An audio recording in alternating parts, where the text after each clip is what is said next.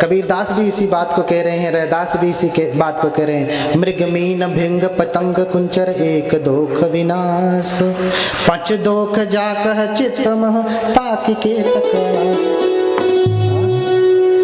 देखिए, मृग मीन पतंग कुंचर, मृग किसका कामी है? गंध का। इसलिए बहेड़े का नाद बजता तो खूब दम दम दम दम दम दम दम दम दौड़ता है। हाँ, उसकी कस्तूरी फूटती है तो ढूंढने फिरने लगता है वो। कस्तूरी कुंडल बसे जबकि अमृग ढूंढे बनवाए, उसके भीतर बसती है, लेकिन वो उस सुगंधी के लिए दौड़ता है इधर उधर वन में, चारों तरफ ढूंढता है कि कहीं मिले। तो वो गंध का कामी है। मीन मछली किसकी कामी है? जबान की, स्वाद की। इसलिए तो ऐसे लगाया, चारा डाला, खाने के लिए आई और फंस गई। एक ही दोष है, पांचों में से एक दोष है। क्या? जबान की कामी। पतंग, कीट पतंगे देखते हैं ना, दीपक जला दीजिए, दीपक जला दीजिए, फिर कितने कीट पतंगे मरने लगते हैं? बहुत सारे। रूप का कामी है, ऐसे ही दीपक जला तो तुरंत कीट पतंगे आकर के मरने लगते हैं। ठीक है, ऐसे ही कुंचर, कुंचर किसका कामी है? स्पर्श का, स्पर्श का। हाथी को कैसे पकड़ते हैं? कुंजर यानी हाथी। कैसे पकड़ते हैं? सामने एक नकली हाथी बना के खड़ा कर देते हैं, या असली ही होती है, लेकिन रास्ता ऐसा बनाते हैं कि न इधर जा सके न इधर जा सके, बीच में गड्ढा खोद के उसे ढक देते हैं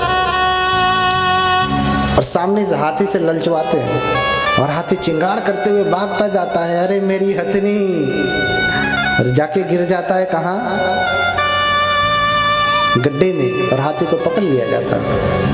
एक ही दोष है, मृग एक ही गंध का कामी है, नासिका का। उसे सिर्फ नासिका ही की गंध परेशान करती, इसी एक प्रपंच में फंसा है। दूसरा रूप का, स्पर्श का, शब्द का नहीं। किसका? नासिका का। मछली एक का है, जीवा का। पतंग रूप का है, ठीक है, कीट पतंग है। हाँ, कुंजर हाथी। भौरा किसका कामी है? वो भी गंध का कामी। कुंजर किसका कामी है? स्पर्श का, हाथी का। हाथी स्पर्श का कामी है। एक एक ही अवगुण है, लेकिन मनुष्य तो आंख से अच्छे रूप से भी आकर्षित होता है, कान के सुंदर शब्दों से भी आकर्षित होता है, नासिका से गंध से भी आकर्षित होता है ना, स्पर्श से भी आकर्षित होता है और स्वाद से भी आकर्षित होता है। तो मृगमीन भृंग पतंग कुंचर एक दोख विनाश, पच दोख जाकह चित्त मह ताकि की तकास। एक एक अवगुण था तो मर गए। भौरा गंध में फंसा रहा, हाँ? कमल में बैठा है, स्वाद ले रहा है, गंध ले रहा है, अब खुलूंगा, अब निकलूंगा, अब उड़ूंगा। सुबह से शाम हो गई, बैठा है, ले रहा है, ले रहा है, ले रहा है। इधर कमल बंद हो रहा, अभी निकलूंगा, अभी निकलूंगा, अभी निकलूंगा, अभी निकलूंगा, अभी निकलूंगा, बंद हो जाता है। तब तक कोई हाथी आता है और कमल उखाड़ के फेंक देता। हाँ, हंत नलिनी गजोजा उठा के फेंक देती, उखाड़ देती, जाओ। कमल भी गया और कमल के साथ भौरा भी गया, मछली भी फंस गई। ऐसे सब एक एक अवगुण है तो इनका विनाश होता है। लेकिन मनुष्यों में तो ये पांचों अवगुण है। बताइए आपकी खैर कब तक? हाँ, बकरे की खैर कब तक? बोलिए भगवान बुद्ध की। हाँ, कब तक खैर मनाएंगे? पांचों में फंसे, एक्के में फंसे तो गए। आदमी पांचों में फंसा है, निकल नहीं पा रहा, पांचों में फंसा है। क्योंकि जो प्रपंच वाले होते हैं उनके भीतर गति होती है, इस बालक में गति नहीं है, शांत है। और लेकर के जाते हैं तेन तभावेन नरुत्तमस्य न वंदितव्ये भवे पिकोचि। तीनों भावों में, तीनों लोकों में वो किसी के द्वारा वंदनीय नहीं है, उनकी वंदना देवता सुर नरार्चित पाद पीठम, उनका पैर तो देवताओं और मनुष्यों के द्वारा खुद ही पूजित है। सौदोदनी सुर नरार्चित पाद पीठम, कहा कि सौदोदनी, सुदोधन के जो पुत्र हैं उनका पैर तो देवताओं और मनुष्यों के द्वारा पूजित है। इसलिए कहा सत्ता देव मनुष्याना बुद्धो भगवाती, वो भगवान क्या है? सत्ता है, देवताओं और मनुष्यों के गुरु हैं। उनका पैर तो देवताओं और मनुष्यों के द्वारा पूजित है। लोग चरण कमलों की वंदना करते हैं। पादान विंदा परिवत्ति यज्ञ मुद्धानि पठिता खलता पुसस, लेकिन लेकर के जाते हैं कि मैं प्रणाम कराऊंगा। राजा तो नहीं जान रहे ना, लेकर के जाते हैं कि मैं प्रणाम करवाऊंगा, लेकिन वो तो किसी के द्वारा पूज जो है वो किसी को प्रणाम करें ऐसा संभव नहीं, उनको लोग प्रणाम करते हैं। और जब ऋषि दूर से ही देखते हैं अद्भुत प्रवृत्ति का बालक है, दूर से ही देख करके उनकी आंखों की रोशनी बढ़ जाती है। अरे ये तो अद्भुत बालक है। आपकी आंखों की रोशनी कब बढ़ती है? आप कुछ दूसरा देखते हैं तो आपकी आंखों की रोशनी बढ़ती है, लेकिन उनके आंखों की रोशनी तो बढ़ गई। बालक को देखा 32 लक्षणों पेता 80 अनुव्यंजना धरा, 32 महापुरुष लक्षण और 80 अनुव्यंजनों से युक्त बालक है। हाँ देखा, भगवान बुद्ध का कान लंबा है ना, ये 32 महापुरुषों में से एक महापुरुष लक्षण है।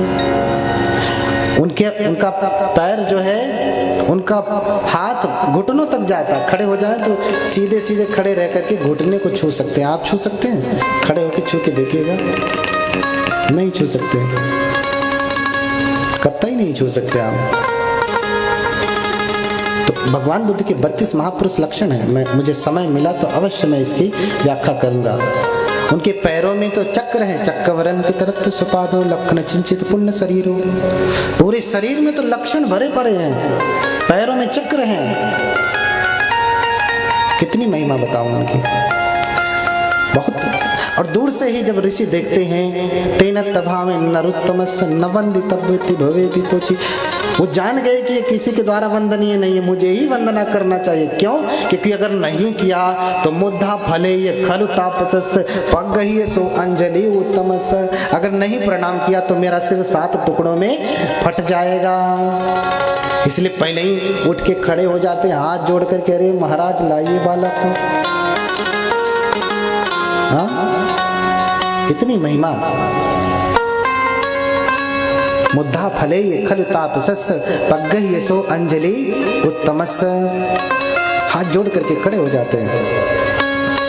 हाँ, और जब राजा देखता है कि ये अद्भुत दृश्य चल रहा है कि जिसे प्रणाम करने के लिए लोग दूर दूर से आते हैं, वो स्वयं मेरे पुत्र को प्रणाम कर रहे हैं, जरूर ये मेरा बालक दिव्य विभूति है, दिव्य बालक है। इसलिए ऋषि ने तो प्रणाम किया ही, राजा ने भी प्रणाम किया पहली बार, दूसरी बार भी प्रणाम करते हैं, वो प्रसंग आइए तब बताता हूँ। ये पहली बार का प्रणाम है जब राजा ने स्वयं अपने पुत्र को प्रणाम किया, सिद्धार्थ को प्रणाम किया।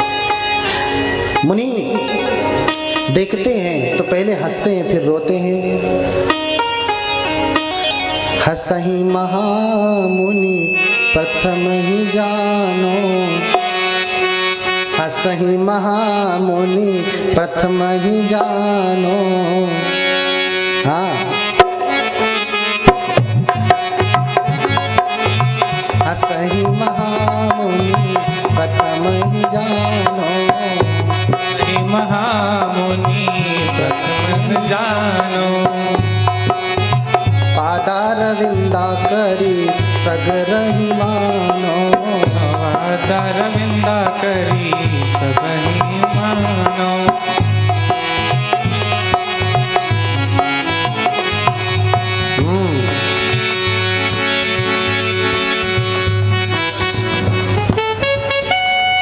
मैच नहीं हो पा रहा है। हाँ, तो पहले उनके चरणों की वंदना करते हैं और हंसते हैं और फिर रोते हैं। हंसहि महामुनि प्रथम ही जानो, पहले हंसते हैं फिर रोने लगते हैं। जब हंसते हैं तो राजा भी हंसते हैं, जब रोते हैं तो राजा चुप हो जाते हैं। हाँ, देखिए जब आप हंसते हैं तो सारा संसार आपके साथ हंसता है, लेकिन जब आप रोते हैं तो आपके लिए रोने को कोई नहीं है। समझ रहे हैं ना? इसलिए हंसना सीखिए। हंसने में सब साथ हैं, रोने में कोई साथ नहीं है। बोलिए भगवान बुद्ध की। हंसना सीखिए, हंसना। कोई प्रसंग ना हो तो भी हंसिए, बैठ के हंसते रहिए।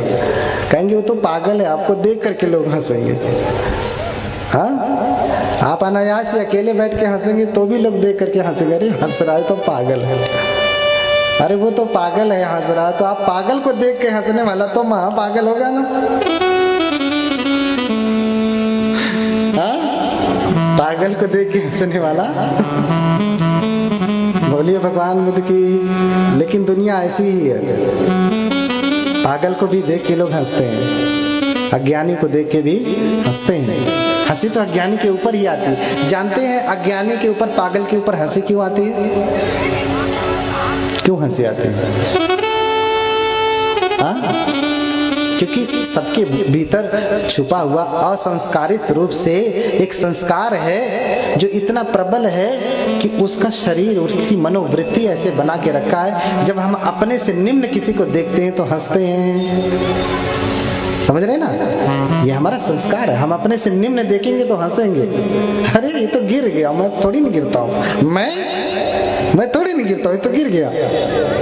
इसलिए मैं जिसका प्रबल होता है वो दूसरे को देख के हंसता। बुद्ध हंसते नहीं है, बुद्ध हंसते नहीं है। बुद्ध स्मित हास्य करते हैं, मुस्कुराते हैं। बुद्ध नहीं हंसते। बुद्ध क्यों हंसे? अज्ञानियों को देख के बुद्ध क्यों हंसे? बुद्ध तो परम ज्ञानी है ना। तो पहले मुनि हंसते हैं फिर रोते हैं। हंसते हुए देख करके राजा भी हंसते हैं, प्रसन्न होते हैं। लेकिन जब मुनि रोने लगते तो राजा रोते नहीं, दुखी हो जाते। हाँ, क्यों रो रहे हैं? अब क्या बात हो गई?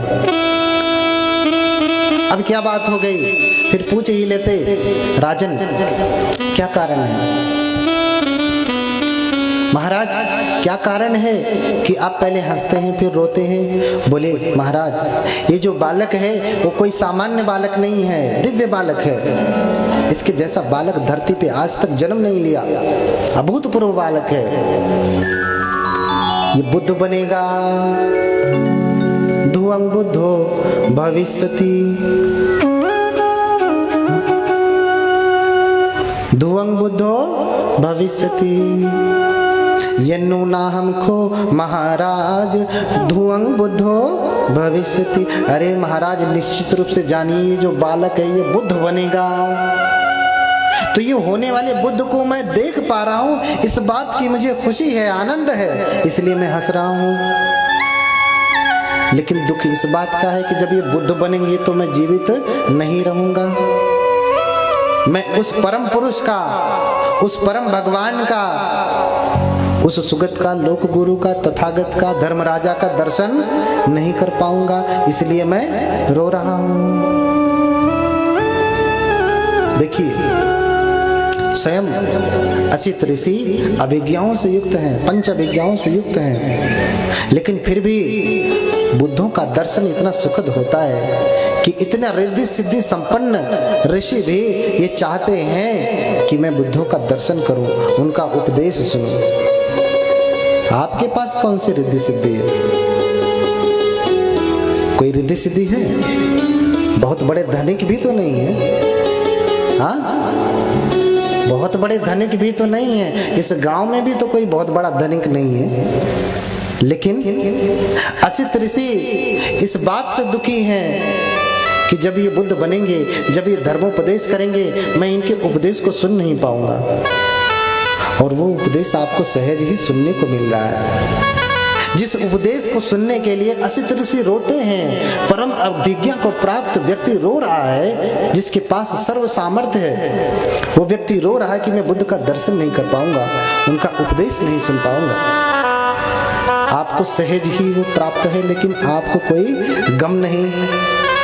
हाँ, आपको कोई गम नहीं। क्यों? क्योंकि जमाना हमसे है, जमाने से हम नहीं, इसलिए आपको कोई गम नहीं। क्या हम जाएंगे वहाँ उपदेश सुनने जाएंगे, इतना बढ़िया उपदेश होगा। अरे हम सब जानते हैं। अरे जो बुद्ध के बारे में नहीं जानते उनकी बात तो समझ में आती है। जो अपने आप को बुद्ध का अनुयायी कहते हैं, वैज्ञानिक बने बैठे हैं, तो भैया कुछ विज्ञान की बात सीख लो कि कैसे, वो कौन सा विज्ञान है, वो कौन सा यंत्र है, वो कौन सा केमिकल है जिसे प्राप्त करके तुम बुद्ध हो जाओगे। है कोई? और कौन सी इंजेक्शन है, कौन सा इंजेक्शन है, कौन सी दवाई है जिसे लगा दिया जाए आप बुद्ध हो जाएंगे? कुछ है ऐसा? नहीं। अगर ऐसा होना होता तो सभी वैज्ञानिक आज तक बुद्ध हो गए होते। बड़े बड़े वैज्ञानिक हैं,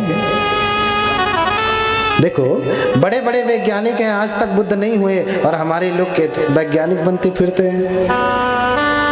वैज्ञानिक में और बुद्ध में उनको अंतर नहीं दिखता। जिस धर्म को पाने के लिए असित मुनि रो रहे हैं वो सहज ही आपको उपलब्ध है, आप उसका महत्व नहीं समझ रहे हैं। सरकार ने फ्री में आयरन की गोलियां बांटी तो लोग कहते हैं खाते हैं तो उल्टी आती है।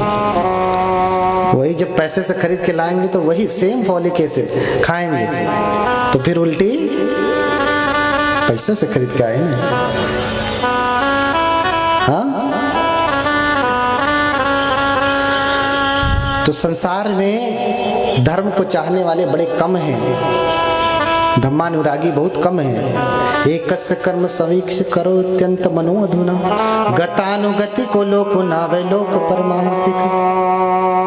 देखो संसार में बुरा कर्म करने के लिए भेड़िया भसान मचा हुआ है, धक्का मुक्की मची हुई है। शराब की दुकान पे चले जाओ शाम के समय में, हाँ शराब की दुकान पे शाम को चले जाइए, धक्का मुक्की, भैया पहले हमने पैसा दिया है, हम कब से लाइन में खड़े हैं, आप उनको दे रहे हैं। पैसा भी दे रहे हैं और क्या खरीद रहे हैं? जहर। पैसा दे करके अपने विनाश का कारण खरीद रहे हैं। यहाँ बिना पैसे दिए हुए आपकी सदगति का, उन्नति का कारण मिल रहा है, धर्म मिल रहा है, तो भी सुनने वाले नहीं हैं। गतानुगति को लोको नावे लोक परमार्थिक। हाँ, इस संसार में ऐसे ही मूर्ख अधिक हैं, विद्वानों की संख्या कम है, विद्वानों की संख्या कम है। असित ऋषि चले जाते हैं, राजा को भी चिंता सताने लगती कि असित ऋषि ने कहा है कि ये बुद्ध होंगे। तो असित ऋषि की वाणी आज तक कभी झूठी नहीं हुई, लेकिन क्या करें, मोहवश व्यक्ति झूठा करने में लग जाता है।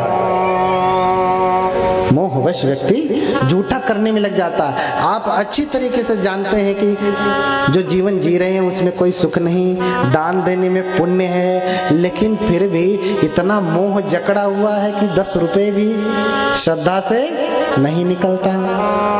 सब जानते हैं कि दान देने में पुण्य है, भोग करने में पुण्य नहीं, लेकिन आप 1000 रुपए भोग में लगा लेंगे, दान देने में 10 रुपए भी नहीं निकलेंगे। सब जानते हैं। जानामि धर्मम न च मे प्रवृत्ति, जानामि अधर्मम न च मे निवृत्ति। धर्म जानता हूं लेकिन मुझसे होता ही नहीं। मैं सब जानता हूं लेकिन होता ही नहीं।